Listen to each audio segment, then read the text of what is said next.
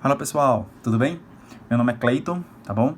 Vamos aqui para a nossa segunda videoaula de Química Orgânica, ok? Na nossa primeira videoaula a gente falou um pouquinho com vocês de isomeria ótica. E essa nossa segunda videoaula, ela vai voltar um pouquinho no tempo, tá? Eu vou voltar para falar mais de isomeria, até porque eu recebi alguns e-mails pedindo isso, pedindo para eu voltar a falar um pouquinho da isomeria plana e da isomeria geométrica, para reforçar um pouco nesse período que estão todo mundo em casa, né? Às vezes estudando sozinho, às vezes com a ajuda dos pais, mas vamos voltar, vamos deixar bem redondinho a isomeria para vocês, para dar tudo certo, para ficar tudo tranquilo, para que a gente possa andar no nosso próximo vídeo falando um pouquinho de reações, tá certo? Qualquer dúvida, qualquer coisa que vocês queiram entrar em contato, Cleiton, mesmo assim ainda não consegui entender determinado ponto, ainda estou com dúvida em determinado assunto, vocês, manda um e-mail para mim aqui, tá certo? Eu, o mais breve possível, resolvo, caso seja alguma questão, esse e-mail de vocês. Ok, pessoal? Na nossa videoaula, eu vou falar um pouquinho com vocês sobre a nossa isomeria plana e a isomeria geométrica, que foram as duas outras isomerias que a gente já tinha falado em sala de aula, no meu caso. Os outros professores também citaram já com vocês nas aulas esses dois assuntos, tá bom? Então, vamos revisar um pouquinho isomeria plana e vamos revisar um pouquinho isomeria geométrica. Claro, para revisar isso, a gente tem que relembrar o que é isomeria. Como todos vocês sabem, eu já até citei na última videoaula, isomeria é aquela parte da química que vai estudar os compostos que vão ter a mesma fórmula molecular, mas características diferentes, ok? Características essas que podem ser químicas, podem ser características físicas, podem ser até mesmo algumas características organolépticas, como cor, sabor. Ok, pessoal? Sabendo que é isomeria, sabendo que a gente vai estudar isomeria, vamos dividir. Pronto, como vocês já estão vendo aí, a isomeria ela vai ser dividida de duas formas. Ela vai ser dividida em isomeria plana, que a gente chamou de constitucional, ok? E a outra isomeria, tá visualizando aí? É a isomeria espacial, que a gente vai chamar também de estereoisomeria.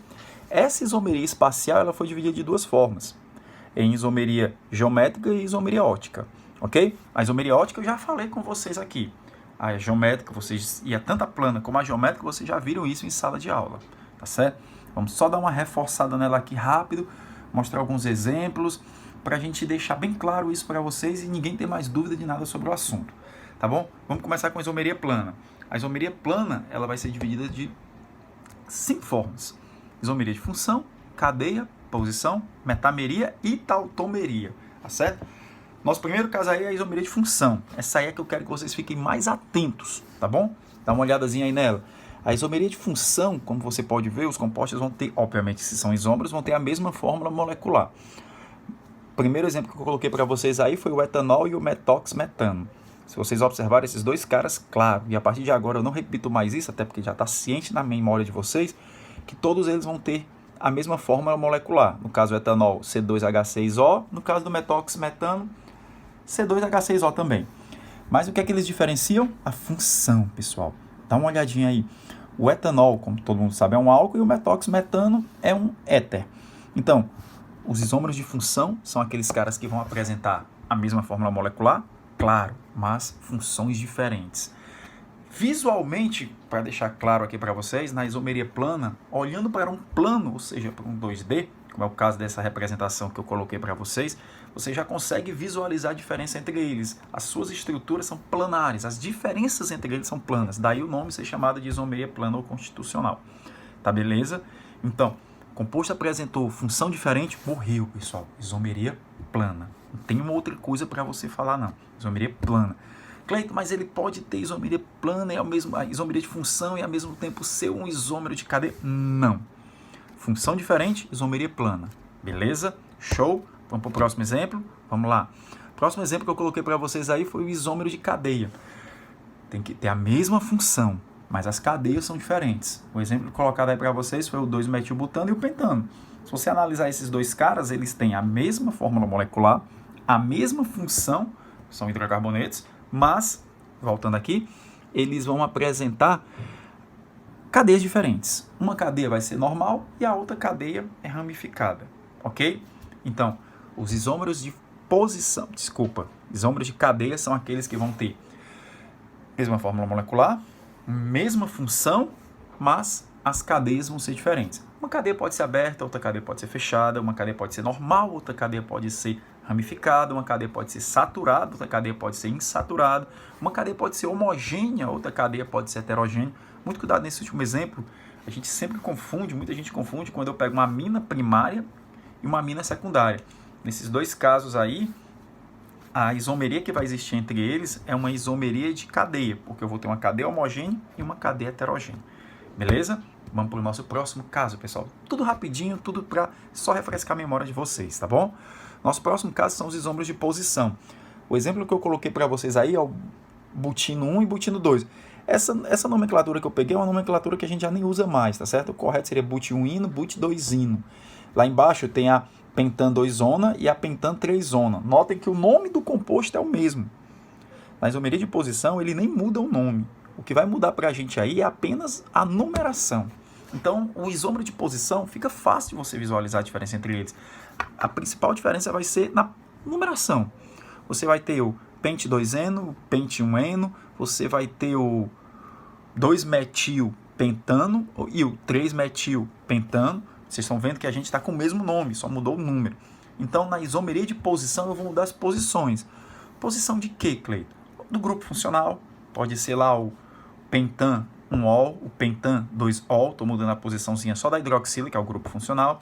Pode ser, como eu já citei aqui, o 2-metilpentano, 3-metilpentano, estou mudando a posição da ramificação, tá certo?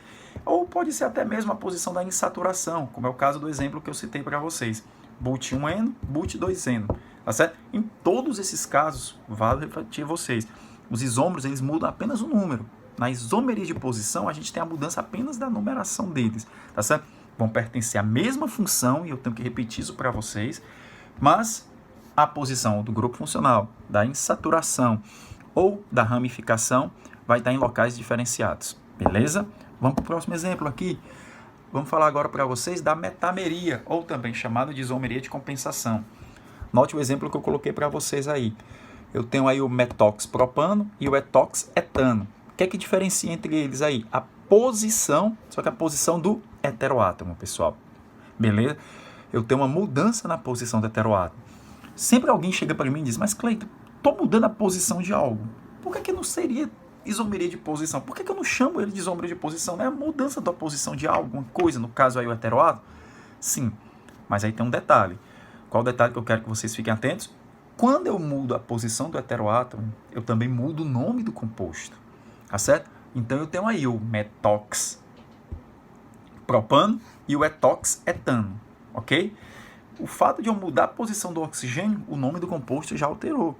A gente pode colocar um outro exemplo para vocês aí, como é o etilpropilamina. Mudei a posição aí do nitrogênio, tá vendo aí? Fica metilbutilamina. Então a mudança na posição do heteroátomo, você muda o nome do composto. Você vê muito isso tanto no éter, como no éster, como nas aminas, como nas amidas, tá certo? São compostos que têm a possibilidade de produzir um heteroátomo, ok? No caso do éster e do éter, eles sempre vão apresentar esse heteroátomo. Ok, pessoal? Beleza? Vamos para o nosso último caso de isomeria plana, tá certo? Ou constitucional, tá bom? Que é a tautomeria, como você já está vendo aí, tá certo? A tautomeria é um caso muito particular de isomeria, tá certo? Essa isomeria, pessoal, ela vai acontecer com a mudança ali, há uma mudança na posição da ligação π. No caso ali, o oxigênio, como o caso que eu coloquei para vocês, os dois principais casos que vocês estão vendo aí, que é a cetona com enol, formando os cetenólicos e os aldenólicos, essas duas estruturas, elas têm uma tendência, o oxigênio tem uma forte atração com o hidrogênio. Notem aí que no caso da cetona, o oxigênio vai puxar o hidrogênio do carbono lá da extremidade, formando aí uma outra função que muita gente confunde com álcool, mas é a função enol. Por que não é álcool, Cleiton? Porque o álcool, pessoal, como a gente sabe, é uma função que vai apresentar sempre a hidroxila OH ligado a um carbono saturado. No caso do enol aí, o OH está ligado a um carbono insaturado, que é o carbono da ligação π. Tá bom? Tranquilos? Tanto na cetenólica como na aldenólica, o oxigênio tende a puxar o hidrogênio do carbono vizinho. Ok, pessoal? Tranquilos? E aí, qual o cuidado que eu quero que vocês tenham? Esses dois casos são os casos mais tradicionais que a gente tem de tautomeria. Mas o Enem vem trazendo outros, como já trouxe ultimamente um outro caso, que é a tautomeria do nitrogênio. Funciona da mesma forma, pessoal. Não tem mudança nenhuma, ok? Você vai trabalhar do mesmo jeitinho.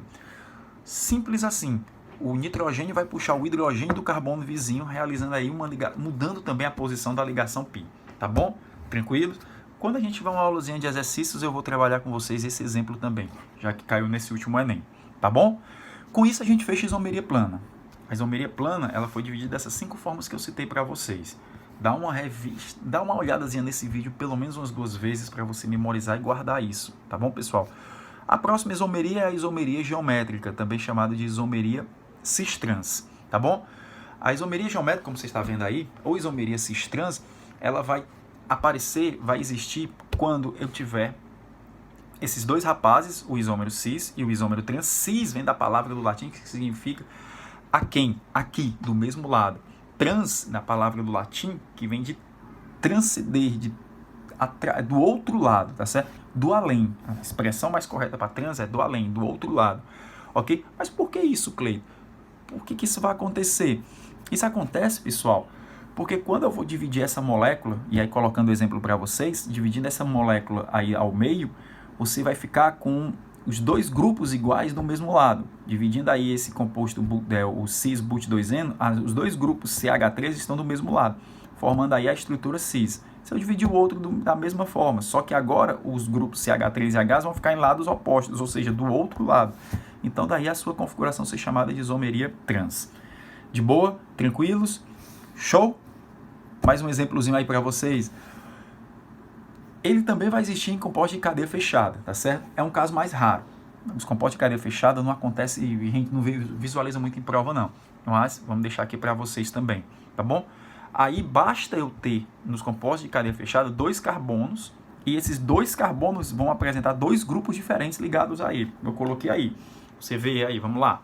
O X e o Y, que é diferente entre si, obviamente, e o A e B, que também vão ser diferentes entre si. Tendo esses 2 grupos dentro de uma cadeia fechada, colocando esse exemplo agora aí para vocês, dá uma olhada. Pronto. Esse exemplozinho aí, você está vendo que eu vou ter para meio assim, mas eu vou ter o CHF e do outro lado o CHBr, ok? Dividir essa molécula ao meio, quando os 2 Hs estão apontados ali para cima, eu tenho a estrutura cis. Quando eu tenho um H apontado para um lado e o outro H apontado para baixo, eu vou ter a estrutura trans. Ok, pessoal?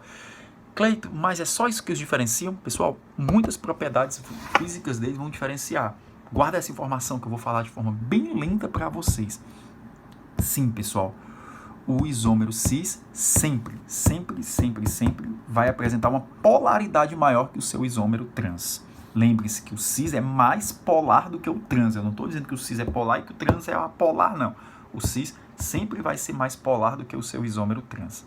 Tá bom, pessoal? Isso faz uma grande diferença em solubilidade em água, em pontos de fusão e ebulição. Isso vai explicar para a gente, e eu já cheguei até a citar em sala de aula, a diferença e entender os malefícios da gordura trans, tá bom?